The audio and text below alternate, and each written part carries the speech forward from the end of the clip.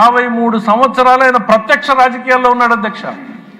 Direct అంటే అంతకుముందు ఒక కాలేజీ నుంచి కూడా ఇంకో 10 సంవత్సరాలు చూసుకున్నాడు అంటే కళ్ళ ముందు రాజకీయ ప్రస్థానాన్ని మొత్తం చూశాడు అధ్యక్ష. అటువైపు ఎంతమంది మారారు అధ్యక్ష? జలగం వెంగళరావు గారు, చెన్నారెడ్డి గారు, టంగుటూరు అంజయ్య గారు, భవనం వెంకటరామరెడ్డి గారు, కోట్ల విజయభాస్కర్ రెడ్డి గారు, మరి జనార్దన్ రెడ్డి గారు, రాజశేఖర్ రెడ్డి గారు, కొంజేటి రోషయ్య గారు, కిరణ్ కుమార్ రెడ్డి గారు, జగన్మోహన్ రెడ్డి గారిని అందరినీ చూశారు అధ్యక్ష వారు. అటువైపు ప్లేయర్స్ మారుతూనే ఉన్నా ఇటువైపు మాత్రం ఈయనొక్కడే నిలబడ్డాడు అధ్యక్ష.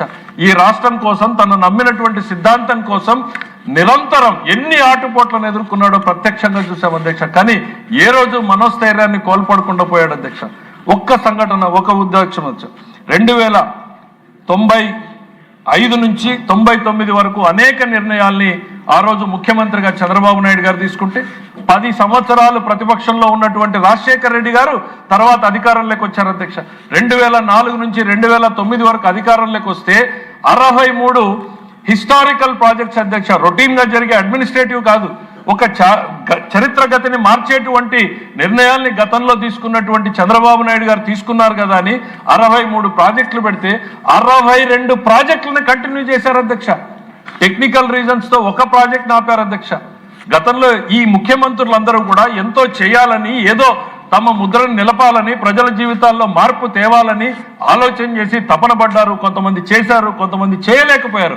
కానీ నష్టం చేయాలన్నటువంటి ఆలోచనతో అధికారంలోకి వచ్చినటువంటి ఏకైక వ్యక్తి జగన్మోహన్ రెడ్డి గారి చరిత్రలో మిగిలిపోతాడనేటువంటిది సందర్భంగా చెప్తున్నా అధ్యక్ష.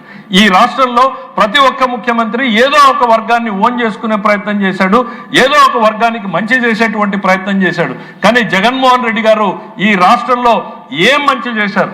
ఈ రాజధానిలో ఒక ఇటుకని పెంచాడా, లేక తాను చెప్పినటువంటి విశాఖలో మరో పారిశ్రామికవేత్తని తయారు చేయగలిగాడా, లేకపోతే ఏం సాధించాడు, ఓ ఇరిగేషన్ ప్రాజెక్టును చేశాడా అనేటువంటిది ఈ సందర్భంగా మనం గుర్తు చేయాల్సినటువంటి సందర్భం అధ్యక్ష. ఆయనకి రాష్ట్రం రాజకీయం, రాష్ట్రం అంటే రాజకీయం తప్ప ప్రజలు, ప్రజల సంక్షేమం అనేటువంటిది ఏ కోణంలోనూ కూడా కనపడదు అధ్యక్ష.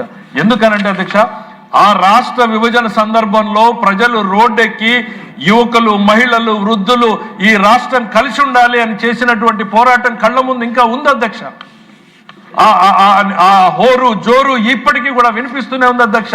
ఆ రోజు సభలో నేను మాట్లాడుతూ చెప్పాను అధ్యక్ష, విడిపోతే పడిపోతాం, చెడిపోతాం అని కళ్ళ ముందు చూస్తూనే ఉన్నాం అధ్యక్ష. దాని నష్టాలని ఈ రోజుకు కూడా తీర్చుకోలేకుండా పోతా ఉన్నాం.